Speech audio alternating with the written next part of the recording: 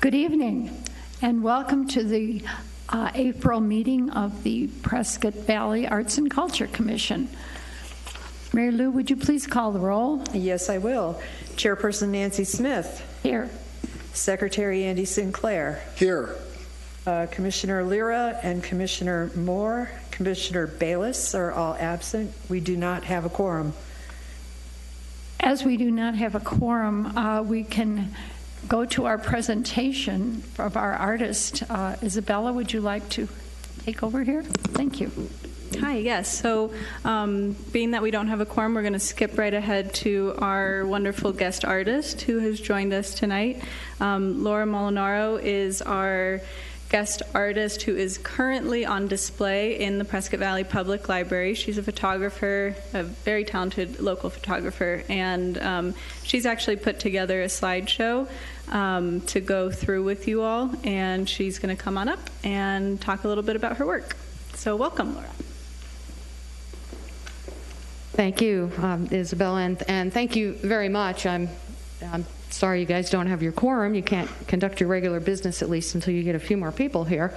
Laura, if you'd like to, you may speak without your mask on. I'm comfortable with it. Yes, okay, I'm comfortable with it if you guys are okay with that, and you can still hear me. We're doing okay. All right.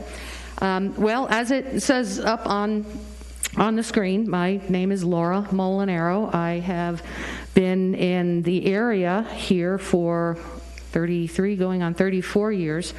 I have been moved here from the East Coast. I was actually born and raised on the East Coast. I was born in Brooklyn and raised in Jersey. Any East Coasters here today?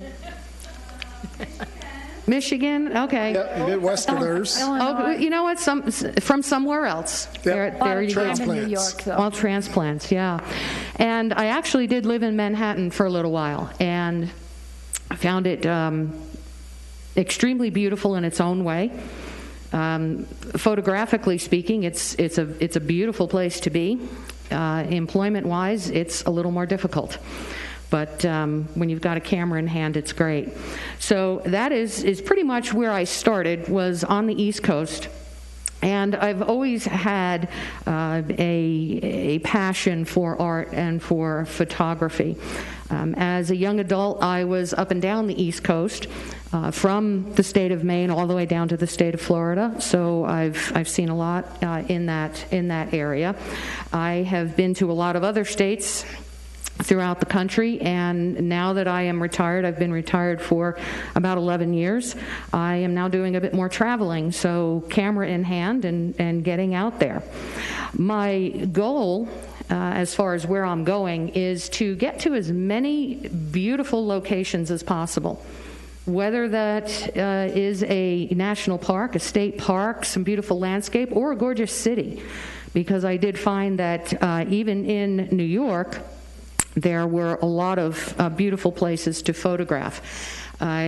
Central Park, a favorite of mine, that's the Imagine Mosaic out in Central Park. That's absolutely gorgeous. And again, Ellis Island, Statue of Liberty, I find that to be just absolutely beautiful. And the history that goes along with that you can read and you can research is wonderful. And then I'm hoping everyone recognizes that lower right-hand corner bridge there.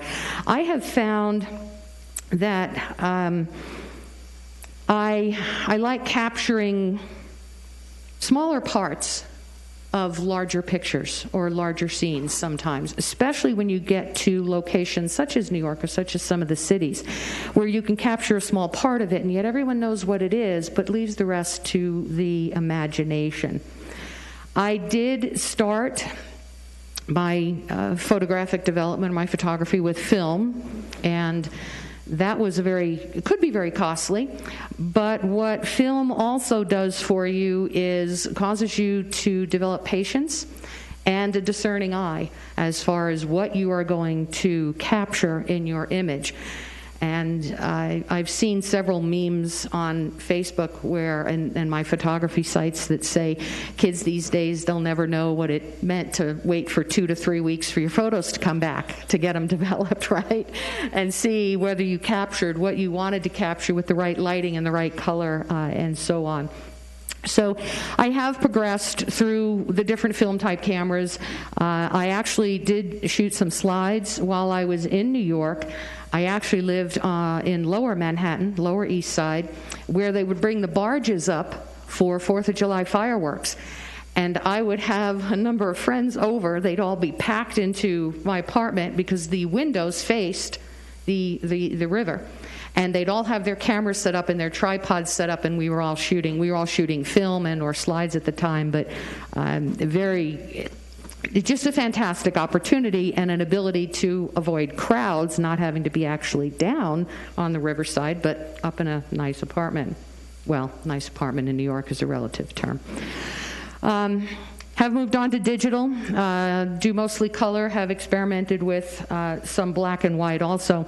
I'd like to think that some of this maybe runs in my genetic makeup. My dad, a carpenter by trade, was also very artistic. He did a lot of drawing, and he did some beautiful drawings, and I have a lot of those. He has since passed, and I have them all at my house. I do have to frame them and get them out and get them up.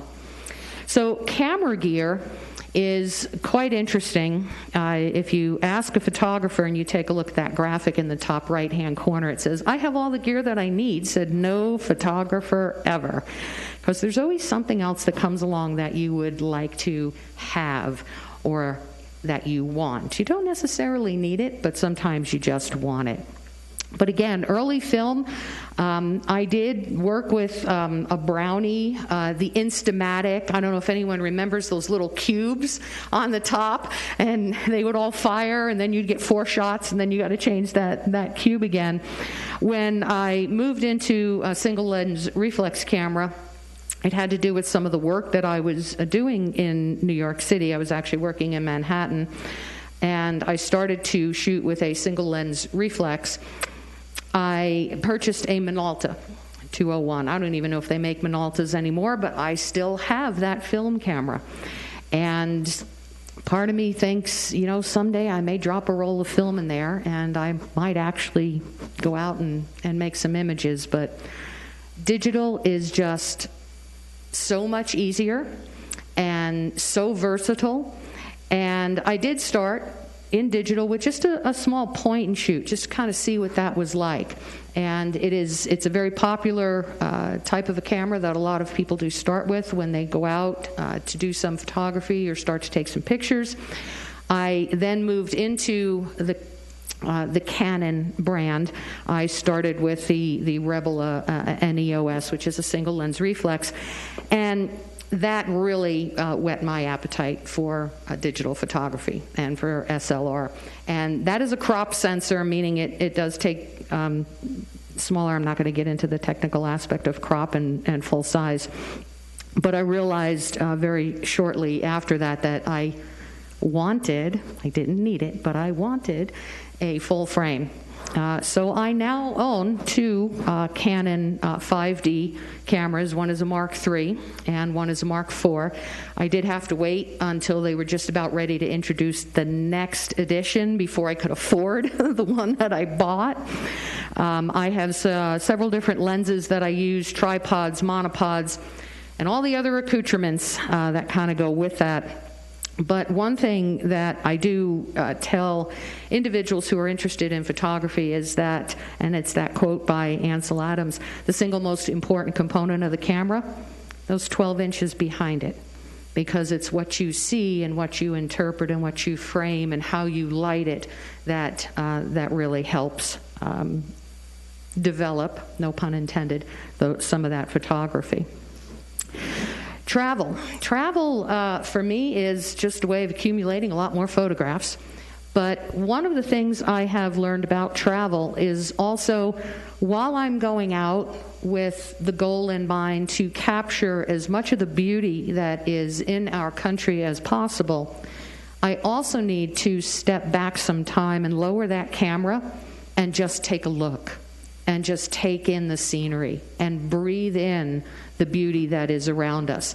That is one thing that I hope most people who are out doing photography will take the time to do. They don't just show up, hold the camera up and start, clicking away, click, click, click, click, oh, let me see what I got, click, click, let me see what I got, okay, that's great, let's go. Kind of like that movie Vacation with Chevy Chase. He walks up to the edge of the Grand Canyon, he goes, okay, let's go. No, you do need to immerse yourself sometimes in those scenes, and when you do that and you spend time at those locations, so many different things unfold while you're there. This is what you see up on here, up on the screen now, is a small sample of where I have been to do some photography and also to visit. I have a travel trailer and a dog and a lot of camera gear, and it's wonderful. And being retired, I can head out when I'd like, where I'd like, for as long as I would like. And to see some of these beautiful locations is absolutely phenomenal. That photo of the Empire State Building that you see on the lower right-hand side, I actually made that image several years ago. I had taken some friends back to visit New York. They had never visited, never been to New York before.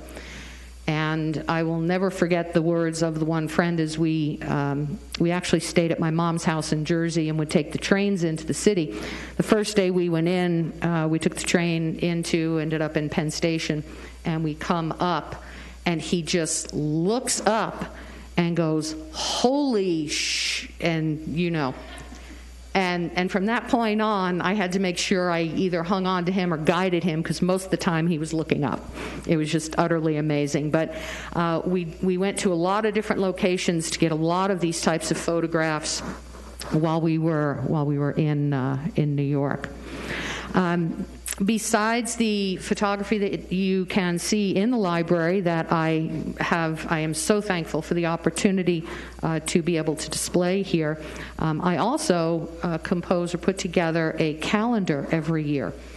So usually come October, November, I'm putting together a calendar for the following year of all my photography that's available. And I also do a lot of note cards, blank note cards. People don't really send snail mail anymore, but it's so nice to be able to get a card with a handwritten note that just says, hey, thinking of you, or a personal happy birthday, or a thank you. I have a lot of those available as well. One of the things I like to do in photography is focusing on the details. And if you take a look at some of these shots, some of these images, you'll notice, obviously where they are, where they're located, the rocks and the sand, they're on the beach. This was in South Carlsbad, at South Carlsbad State Beach. And I took the camera out the one day with the idea that I was not going to shoot up as far as landscape was concerned. I was going to take a look downward at the patterns that were developing in the sand. And this, as the tide goes in and the tide comes out, this is what you see. And so many people walk by this every day, not seeing some of this detail. Those rocks in that top right-hand corner, I don't know how many years or eons they had been in there, but they had been driven in there by the surf and then just worn down and wedged in. And the colors you see on these rocks, they were wet. They had just, the tide had gone out. So with them being wet, you can see a lot more color being brought out in them. And it was just, I found it very, very intriguing. The leaves on the bottom, the Arboretum up in Flagstaff. Just a small little stream that was running through. Once again, you look for the detail and the color, and it was absolutely gorgeous, absolutely beautiful. So a lot of times that's what I'm looking for. I'm looking for not only the whole picture, the whole scene, but also a little bit of that detail to help bring that out and maybe show people, take some time and look at some of the detail in some of these. I have started to delve a little bit into black and white, and I don't know if anyone recognizes like that upper right or lower left-hand corner. That is the trestle in Prescott. That is where, as well as the rail in the top center, that is the trestle that stands in Prescott. I was out there doing a photo shoot for a friend, a family. Let me just explain. I typically do not do portrait. For some reason, I just cannot capture people in their best light. I have friends who do that, and they're wonderful at it. I'm just so much better at inanimate objects. But anyway, I was up there to do that photo shoot with them and started to, again, focus on some of the detail and then bring out some of the detail in more of a black and white with a few more of the extremes. Some of the other old barn-looking photographs came out of Colorado. I was in Pagosa Springs with some family visiting there, and just wandering around and just, again, focusing on detail, that window with the board over it. You know, the room that you see down at the center, and your imagination starts to play and wander with you. What happened in that room? Was that a schoolroom? Was that someone's home? Was that a bedroom? Who lived in some of these structures? You know, what happened over the years? So, again, focusing on some of the details and then looking back at some of that history. I've also started delving into some extremes. These photos you will not see up on display. I have not had these printed yet, but all of these have come out of Arches National Park when I was there several months ago. And I started to experiment again with some extreme detail filters just to try and pull out some different colors. Now, this is not for everyone. Not everyone likes this type of style in photography. Some just like a straight, show it to me the way I see it, and that's wonderful. I just started to move into some of these other genres. And digital allows you to do that. You can do some of this in camera, but a lot of this is done in post-processing. I use Lightroom in order to post-process, and then I move to a Photoshop Elements to finish up on sizing or cropping, or sometimes just a little more. In addition to the extremes, there's sometimes that ethereal look. And these, along with a few others from Antelope Canyon, are on display. They're up on the second floor. Antelope Canyon, an absolute phenomenal location. And I will tell you that if anyone out there is interested in touring these beautiful canyons, you do have to make tour appointments. You have to pay for tours. I took a general tour with the mass general public, and I thought I heard some mooing sounds in the back as the cattle were being moved through the canyon. But I then also booked a photographer's tour. And obviously a little more expensive, but they will only book at that time anywhere from 5 to 6 photographers on this tour, which means you can bring your backpack, you can bring your tripods, you can bring all of your gear. And the tour guides were absolutely phenomenal. They were able to, they work with each other because there are a lot of different tour groups there, but they'd work with each other to hold back the crowds in certain areas so that the photographers had time to do these photographs. And those light beams you see, I made sure that I made my trip. I scheduled my trip and my appointments right at the summer solstice, because that is the best time to capture the sunbeams coming down into these slot canyons. And what the guides know and have been doing is there are actually, in all of these photos, there is a guide hiding behind some of that rock. They carry with them these very large kind of like shovels with them, not long-handled shovels, but short-handled shovels.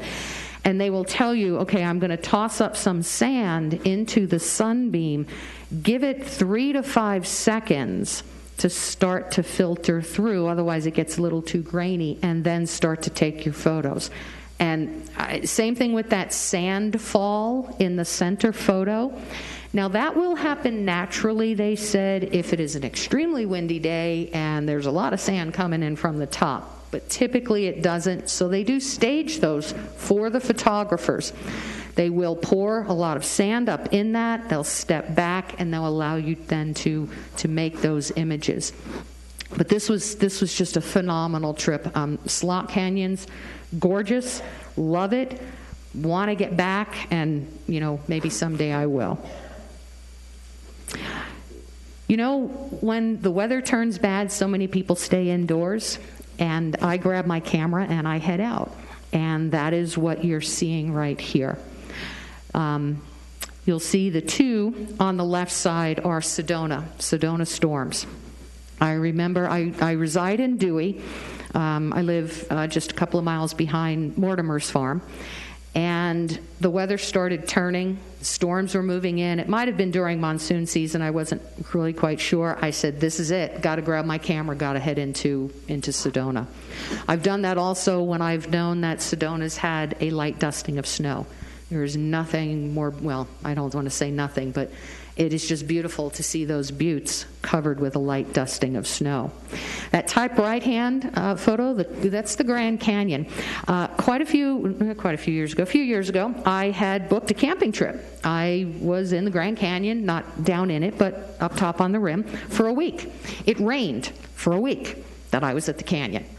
But I'll tell you what, some of the best photography, I actually was even able to get a few rainbow shots in the canyon. Didn't come out as good as I wanted to, so sometimes we are our own worst critic, and that's why you don't see a lot of that. And then the snow, that's my backyard. Just the beautiful red color against that white snow, absolutely phenomenal. I have a lot of birds in my backyard, and to see a red cardinal in the snow also, just absolutely gorgeous. So I encourage individuals that if it's safe, even though the weather turns bad, that's sometimes the best time to see some of the beauty in nature, is what these forces of nature can present to you. Then, of course, we have our inviting photos. I love those steps. This is in South Carlsbad State Beach, just inviting you to walk down and head on to the beach. It's a gorgeous place, and I love being able to have people look at these and maybe want to be in there. I would love to be able to go down and sit on that beach. I would love to be able to sit, on the side of the canyon, maybe some of my Grand Canyon shots. To be very inviting, to draw the viewer in, to think to themselves, what would it be like if I was there? What would I see? What would I look for? I am certainly not by any means a professional. I'm a passionate amateur who has a very expensive hobby. Let's look at it that way.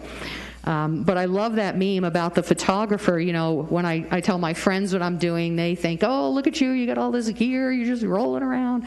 My mom, in her 80s, still living in Jersey, she's like, oh, you're out taking pictures again. Yes, Mom, that's me. I'm out taking photos. I'd love to be able to travel the world, but right now I'm traveling parts of the country. But what I really do is truly, on that bottom right-hand side, I spend a tremendous amount of time at the computer, because digital photography does require that you first off have to upload all those photos. You've got to get them into Lightroom. With photography and this type of photography, I'm shooting in what they call a RAW format, which is a very large file that then needs to be worked a little bit sometimes. And nothing against people who take these beautiful cell phone photos. I mean, I look at some of these on Facebook or on Instagram on these different sites, and I look at that and I go, man, that's gorgeous. And then I look at the data and I go, you shot that with an iPhone. I've got a $3,500 camera and gear, and you shot that with your iPhone. But you know what? If you're getting those beautiful photos, that's wonderful, because that's what you get out. You get out to the public. And I do like to say, yes, everybody's a photographer until you come to that manual mode on your single lens reflex, your SLR. That lower right-hand corner is typical of some of my setups.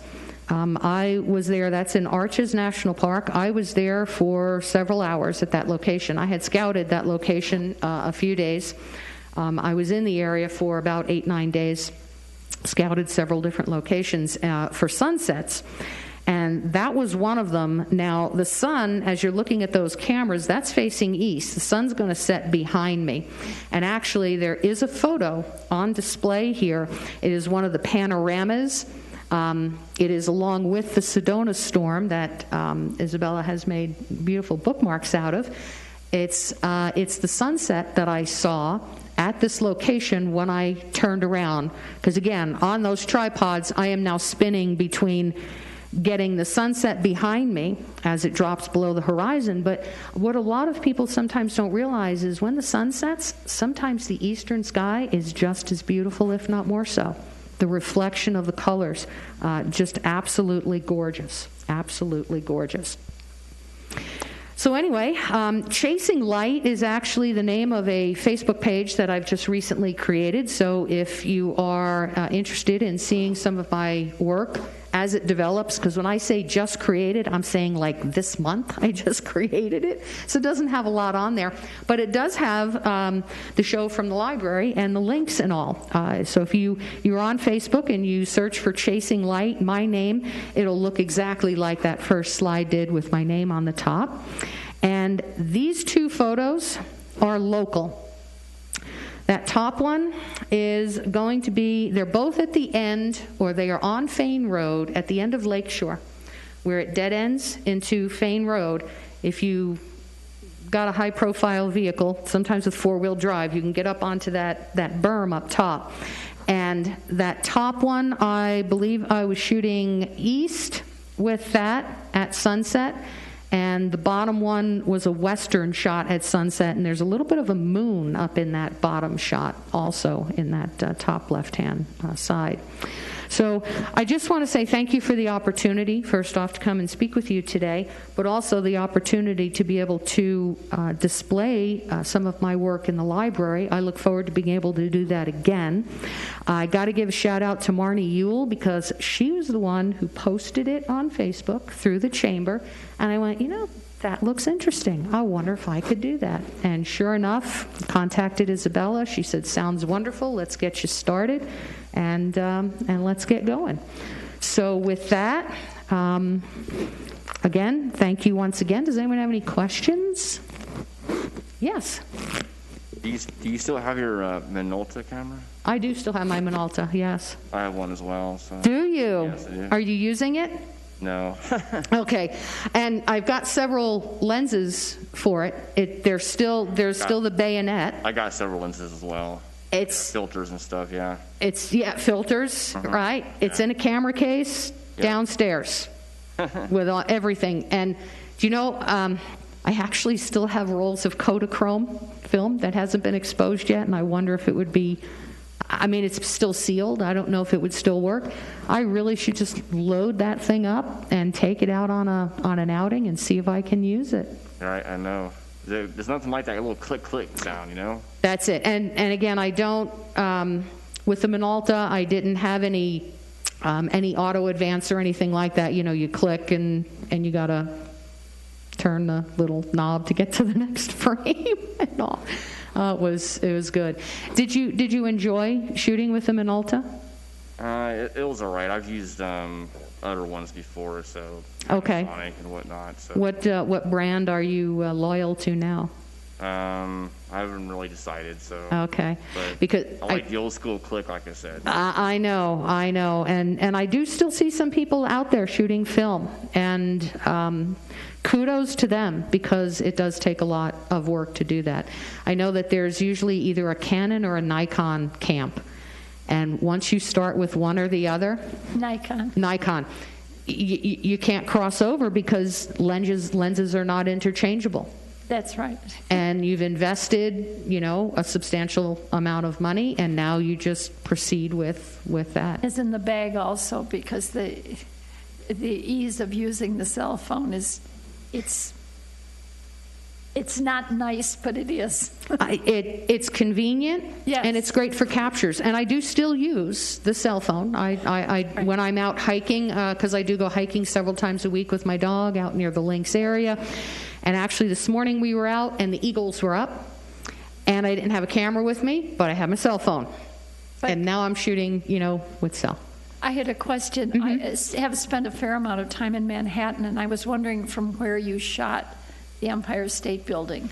I was up at 30 Right, I was Rockefeller guessing. Plaza. I said, Yep. she's up from- And I was shooting south, and in the background you can see the new construction Yes. Yeah, I of noticed that was replacing the Twin Towers I kept there. trying to think. I thought the only thing I can think of would be Rockefeller Center. Yes, it was 30 Rock. I also, from there, you're able to shoot a little bit of the Chrysler Building too, and then I also took them up into the Empire State Building to get a different perspective. But 30 Rock has got a fantastic view. Oh, yeah. That's where you got to go. And I would really like to get back to New York again and do some more concentrated photography there. And There's many little pockets on Manhattan that you can do some Yes. wonderful shots. well, the architecture there is just phenomenal. I'm a Chicagoan, so if you want to talk architecture.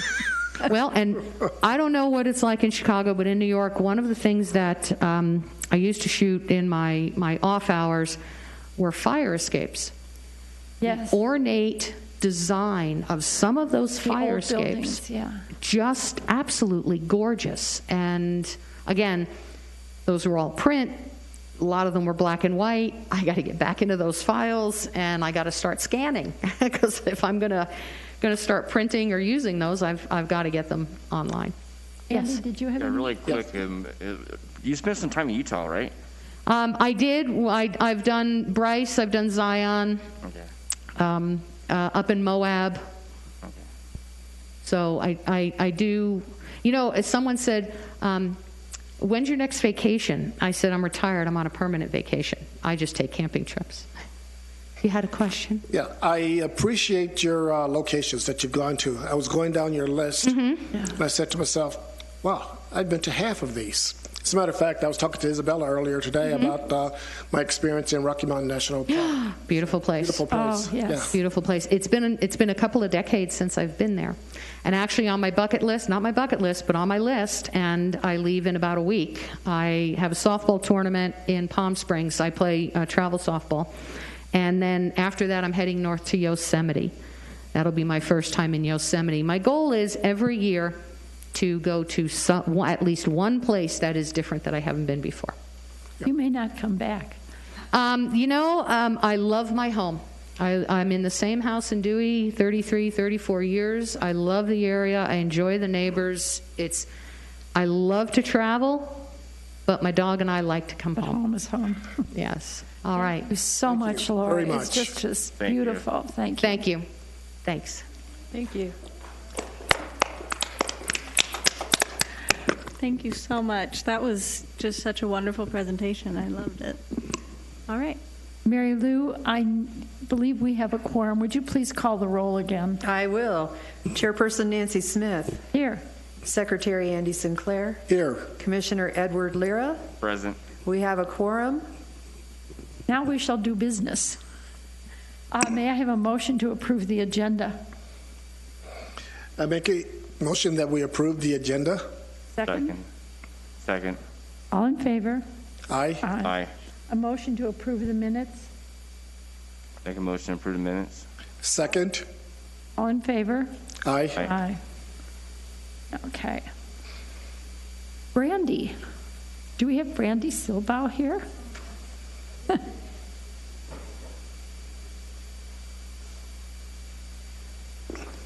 Welcome. Hi. I'm sorry. I apologize. The wind and my allergies picked That's up the okay. I'm last suffering hour. too. I'm right with you, lady. Hello. I know Andy already. Nancy and Edward. I'm Brandy. I'm the volunteer coordinator for community services. I know you all by names on spreadsheets, but I don't think I've met many of you in person. This week is National Volunteer Appreciation Week, so I did want to come introduce myself and say thank you for all of the hours that you all volunteer for the Arts and Culture Commission. I've noticed since I started tracking your hours since November, you all have put in 70 hours alone just to your commission. So that's amazing.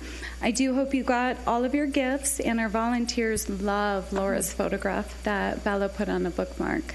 It's a very big hit. It's a gorgeous picture, and we even made a banner out of it. So that was really special and something personal for them that they adore.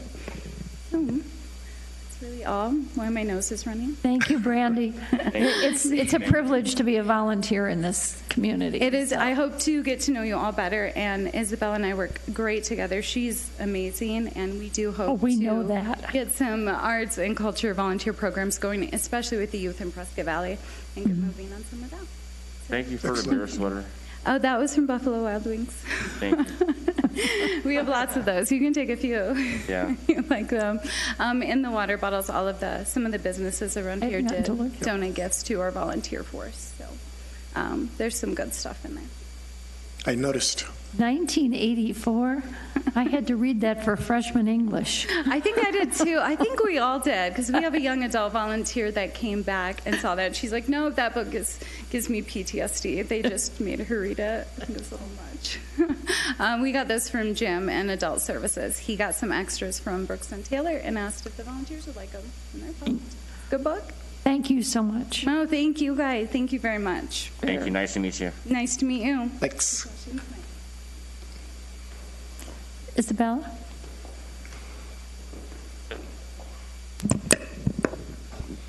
Brandy's awesome. We're so lucky to have her as our volunteer coordinator now. She used to just be over the library, but now we have her too. So like she mentioned, we are going to be looking into expanding our arts and culture volunteer base outside of the commissioners into hopefully youth volunteers, maybe interns. We're even thinking about doing kind of like an Adopt a Park program, but for our sculptures. So lots of fun stuff that we're working with Brandy on. So we're excited about that. Right. Okay, we have before us our new 2021-22 meeting schedule. I don't have it. And it needs to be approved. May I have a motion to approve this meeting schedule as presented? I make a motion that we approve the meeting schedule as presented. Second. This is for 2021-2022. All in favor? Aye. Aye. Okay, we have our meeting schedule.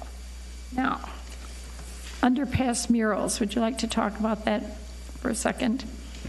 Before we Sure. Yeah, so at our last work study, Jamie Schaub, who's a local artist who we have selected to paint our next mural at the Robert Road Underpass, she presented her design to the commission, and you all can discuss it, but it was very well received, and we're very happy that we have Jamie working on it.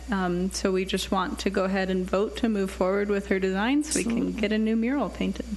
Does anyone have any comments? Edward, you were on the phone for that meeting. Yeah, it really is amazing to see the pictures though at this Oh, point. it's the whole. Really fantastic. So It's good. really. Anything you impressed. need to ask about it or say about it? I before we thought vote? the mural concept was excellent. The colors, the pastel colors, the objects, the commitment of not only the artists but also the kids that would be doing some of the painting also. So. And also, like I mentioned, the fact that she wants to introduce calligraphy in this project really, was really impressive actually, because kids need to learn that kind of stuff actually. It's really great. So may I have a motion to approve this project? I make a motion that we approve the underpass mural. I think it's a great concept. I think it'll be great beauty added to a nondescript type of area. So I make a motion to approve it. Second? A second. All in favor? Aye. Aye. Tell Jamie we can go ahead with this mural. Very excited about it. And for those listening, there will be students that will also be participating in this. Jamie will be doing the background pictures that we are looking at, and then students will be putting in some of their work on the mural as well. And it's going to be wonderful. It'll be fun to walk through there. Okay. Isabel, you want to give any monthly report you might have? Yes, so you've all been provided with our monthly report for March. I will just open it up for questions if you all have any questions about the monthly report as presented. No, it was clear and wonderful. No, Thank you. I'm good. Thank you. Awesome, so I'm good on that. Okay, we have our various committee updates. Commissioner Lira, do you have anything on youth programming? Can we go back? I'm sorry. Yeah, can you go back, please? Sure. Can we go back to the monthly report? Oh, sure, I'm sorry. Go right ahead. I'm sorry. The rabbit caught my attention. But more so under that, the idea that the families that came through Extravaganza not only enjoyed Extravaganza, but they also contributed money to the schools. And I'm looking at the figure of $657.54 that was donated. I did my part of holding up a sign, and many cars did stop and donate. But it was just fantastic. Some people did not have the funds. Some people were extremely generous with their donations. So I would like to thank everyone that came through. This was a great opportunity. Yes, and we are actually going to be able to take that $657.54 and give it right back to our arts teachers. All of the arts teachers who signed up for Youth Arts Month are going to be able to get additional funds. We're purchasing Hobby Lobby gift cards for them for their school supplies, so that money is going to stay right in Prescott Valley and go right back to our students. So it's awesome, and we're so grateful that the families who came out for our free event actually were able to give back. It's just wonderful. It was wonderful. I was holding the box for the donations, and my recommendation is we need to get a lighter weight box. Yeah, it got heavy with all the money. After 3 hours, it got really heavy. And the families, the minute we said this was going back to the teachers, they were so receptive to that. Just were so happy to see that these donations were staying within the school systems. Yes. It was great. Great morning. A lot of fun. Okay. Moving on? Yep. Okay, Edward, do you have any comments about your committee for youth programming? Yeah, we discussed, me and Ballast did, we discussed youth arts ceremony and next year and ideas about that. And the theme that I came up with would be possibly, if we can get on board with it, the Mask of the Red Death, Edgar Allan Poe kind of style. So people wear those costumes actually and get an idea about, that storyline. The youth, can maybe introduce their own artwork in regards to that too. So it can get really big. We discussed that. And then as far as that's all I have in my notes from what I do have. And also helping the youth out with their artwork with the matting from the Frame and I, which I have to get back with Isabella about so they can have their supplies. It's free supplies, actually. So, Great. Yeah. Good. That's it. Thank you. Mm-hmm. Andy, you want to talk about public art? Well, right now I don't have anything to add. We are going to put up the QR codes. Have they got up yet, or that's still to take place? Yeah, so the QR code signage has been produced. Our parks staff is extremely busy right now with tournaments and all sorts of things going on heading into event season. So they're fitting us into their schedule. We've requested their help for installing those QR codes. So We are hoping to have them installed in the next month, but we will definitely have them installed by August 1st when the Jenkins obelisk is unveiled. So that's a certain date.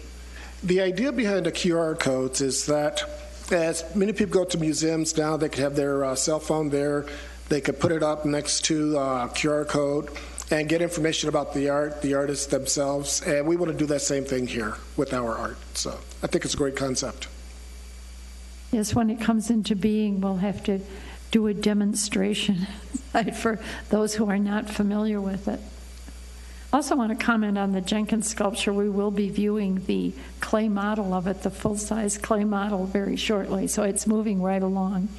And very excited for that to be unveiled in the future. And we hope to see all of our citizens out there to welcome it to Prescott Valley.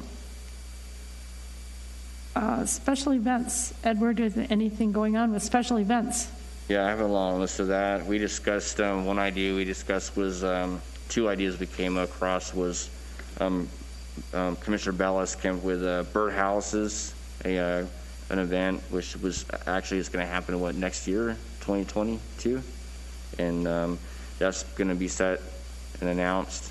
And my other idea was, which I don't know if it's going to happen. We have to survey these though too. I recommended surveying these events actually is to see what the demand is, how many people are actually going to be getting involved, how many people are going to actually attend these events. And so my idea was a soapbox derby actually, possibly up near Home Depot out here, which to get the youth involved with their parents and whatnot. That can be fun. There are item with that regarding that would be like safety reasons though, but if they sign like a waiver, then that should be fine. I mean, wear a special helmet maybe. I don't know, but that sounds like fun. And then so we have a wine festival as well that we're going to be dealing with in September with hot air balloons. Is that correct? Yeah, next September. And we got badges and bobbers next October. And coming up in May, we have the Prescott Valley Days, actually. May 7th and 9th. And then this month, though, we have the Festival of Fantasy theme we got going on. We're going to be entering a float of Jurassic Park. Is that correct? Oh, we changed it. Oh. Okay. Correction. We're informed that Jurassic Park is not fantasy. Oh, okay. Doesn't fit into the theme. Jurassic Park is science fiction. Yes. Which are different. So we're actually, our float for PV Day Parade for the whole Community Services Department is going to be themed after our Fandomania event, which we have coming up in August. So Fandomania is a conglomeration of all the fandoms. So you've got your Star Wars, you've got comics, zombies, everything you can think of. So we're going to have everything there. And we're working on that float right now. So that'll be fun. Come out to the PV Days Parade to see our float. And you're also looking for volunteers with the commission to help volunteer to help this float be made, right? Yes, so Okay. Made or ride on the float, we're always looking for help on those items. If you want to dress up in a costume and ride on the float with us, you are more than welcome to. I will be there in costume. Casey will be there in costume. And what are the costume requirements? It has to be something in the genre of fantasy. Genre of fantasy. Yeah. Mm. Think about that, folks. Great. Anything more, Edward? Yes, and we have the movie series in the summer. We discussed that too. That's in July and August, end of August. And our next meeting will be in 3 months. So June 30th. The committee meeting? Yeah. That's all I have, I believe. Yep. Any questions? No, that's fine. Okay. Thank you. It's just a report. As for my own report, I was wanting to welcome we have another new commission member, Diane Moore. Unfortunately, she can't get out of her garage because the construction trailer was left in front of her door and she can't get her car out. But our next meeting, I will be happy to introduce Diane to you, and she's very excited to be part of the commission, and we feel very lucky to have her. I also want to add that this summer is going to be filled with events at Theater on the Green. I got notification today that there's some spectacular planning, programming coming, and keep looking for updates on it. There'll be a lot of things to do here with movies and live entertainment. And you're very lucky to be in Prescott Valley at this time because we have much going on with the arts and culture part of our town. Isabella, anything you want to add to this? No, just on that, our Theater on the Green is basically booked Friday and Saturday for either internal events or even external performances coming in. You have Pike College, Pop Orchestra, we have Woofstock, we have actually someone here tonight who's going to talk to you about an event that he has coming in. We have a lot of cool stuff going on, probably more than ever. So just as a little teaser, there's going to be a wonderful July 3rd program by the Prescott Pops at Theater on the Green. So look forward to that, not to mention some other programs that are coming.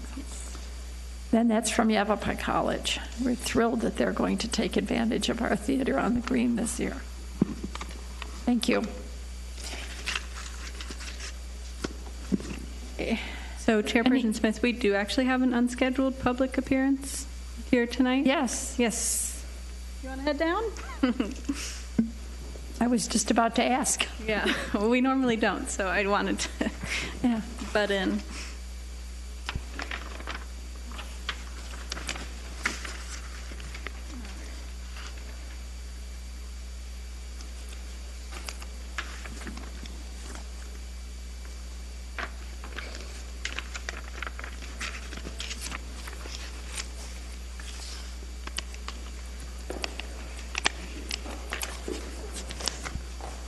Good evening, and thank you for having me.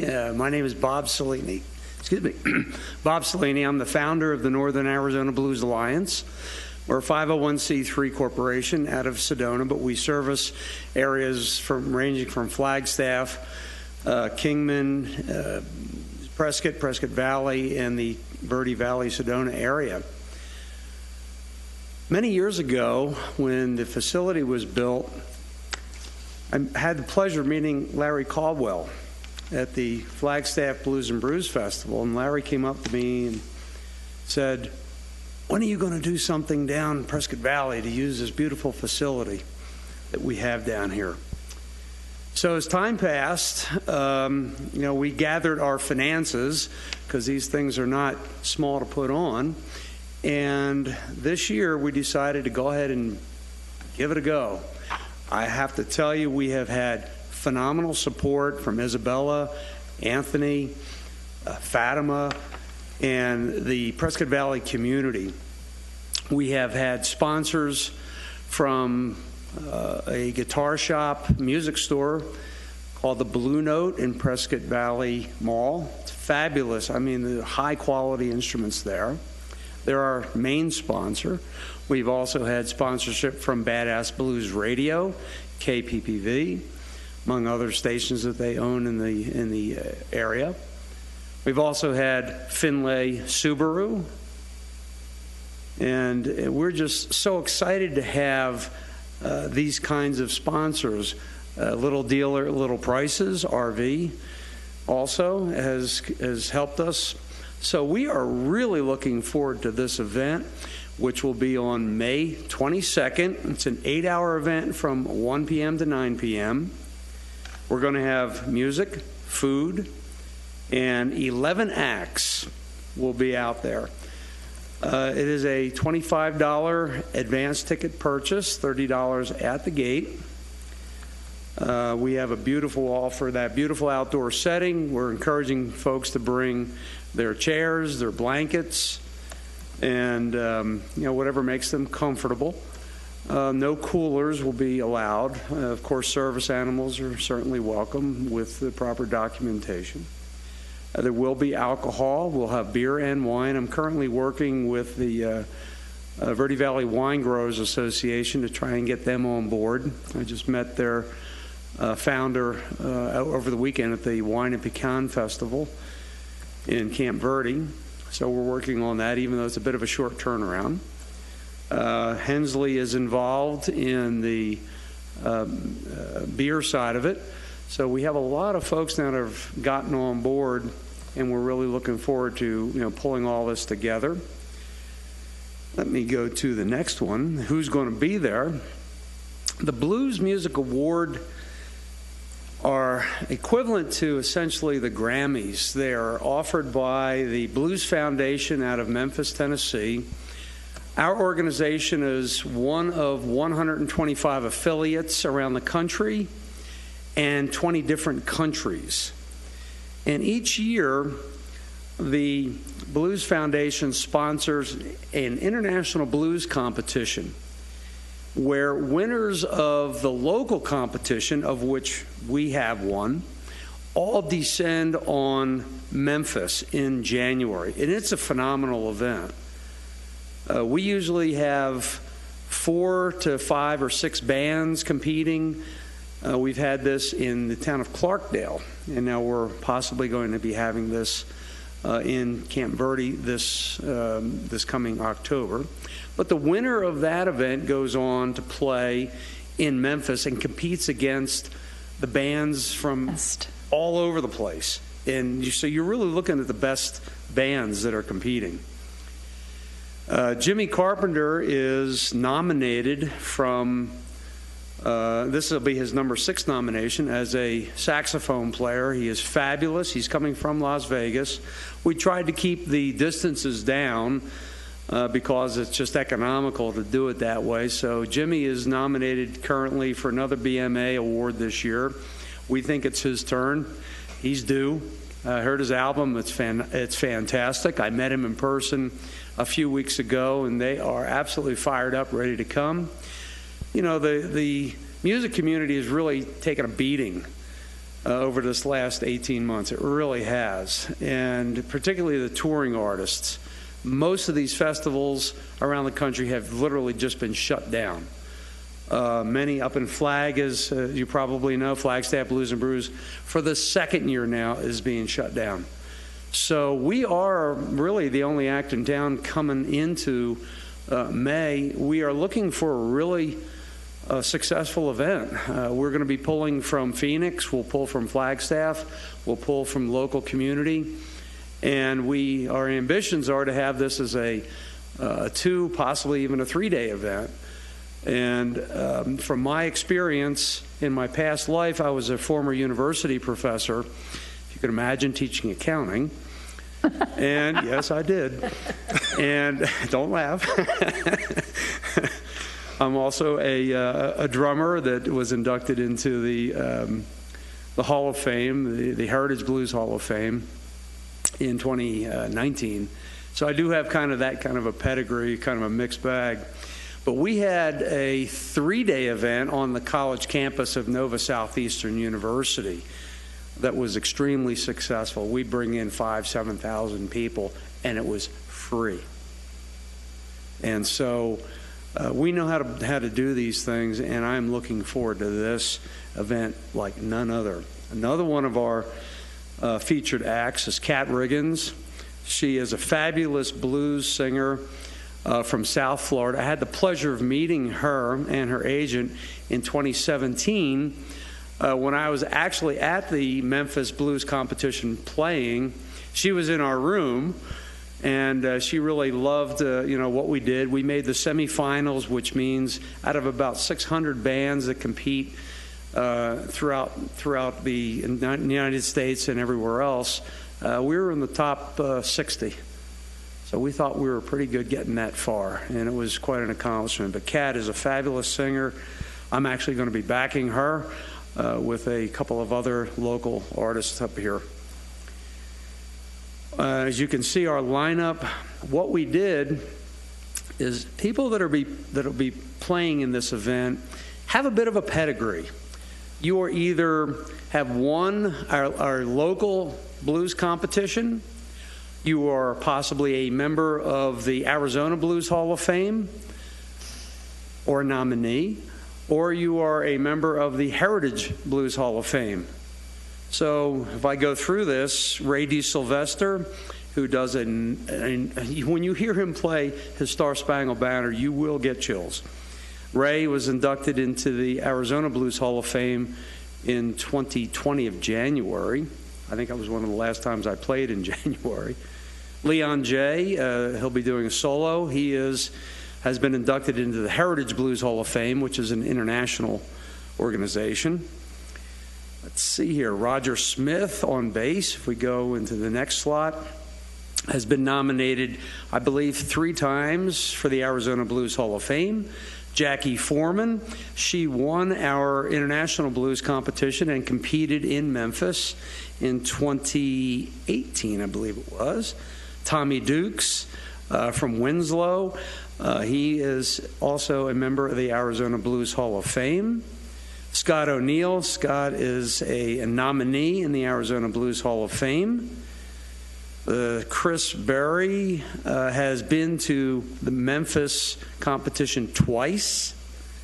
Let's see who else is playing with him. Renee, I played with Renee at the 2017 International Blues Competition, and she is a fabulous singer out of Sedona. Darryl Porras on guitar was also nominated 3 times for the Arizona Blues Hall of Fame. Mother Road Trio plays to sellout crowds down at the MIM. Also a International Blues Competition Memphis semifinalist, that band. And we know about Kat Riggins. This is her first time as a 2021 Blues nominee for Best Contemporary Blues Album. You know, one of the things that I hope everyone understands, blues is a root music. As Muddy Waters said, blues had a baby and rock and roll was born. Yep. And you don't have rock and roll without the blues. You don't have country without the blues. So one of the missions of our organization is to continue to expose everyone that we can to this wonderful American heritage music, and hopefully everyone starts to understand and respect its roots. Beyond that, I thank you for having us, and we're going to have a great event, and I hope you'll talk it up out there.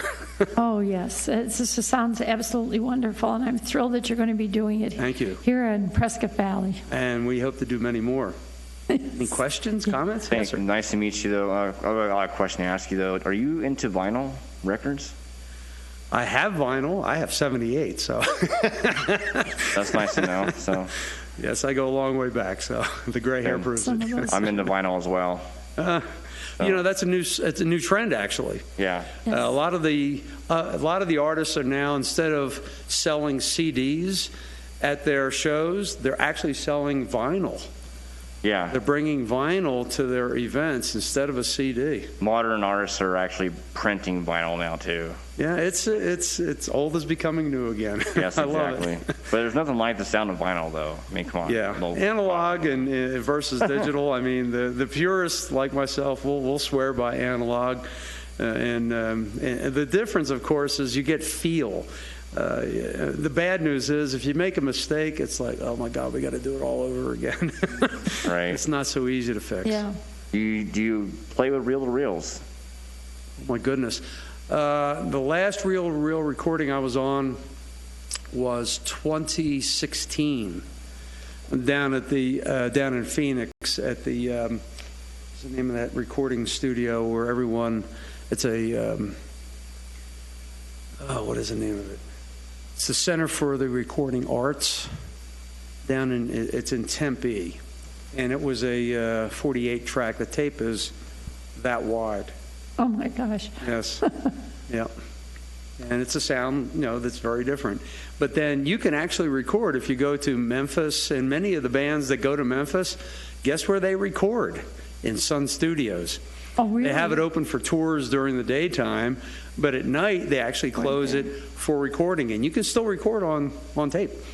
Yeah, And they're get that expensive. vibe They're expensive from to the actually room. buy, but you can still use them. Absolutely. Yeah. Any other questions, comments? Thank you. Thoughts? I'm just thrilled. Andy, anything? Does any of the bands know Too Much Barbecue? It's a great Chicago blues tune. I don't know if we're going to be playing that. If you talk about barbecue, trying to remember the name of the song. I'll tell you it afterwards when it hits me, but there is a good barbecue song. Okay. Written by an artist from Phoenix, Arizona. Wow. So as soon as I get my brain straight, I will give you that name. Sounds good. All right. Thank you very much Thank you for for having us. coming. We're and so glad you're look here. for a very successful event. And Yes. thank Isabella and her staff. They really helped us navigate the Remember, tickets $25 before May 22nd, $30 at the door. and you can buy them at www.nazba.com. Thank you. Thank you. Anyone else? Okay.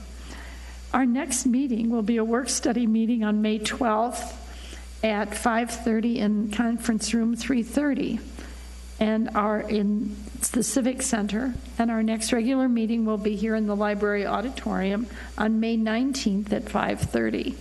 We thank you all for listening. If there's no further business to be brought here, I declare the meeting adjourned.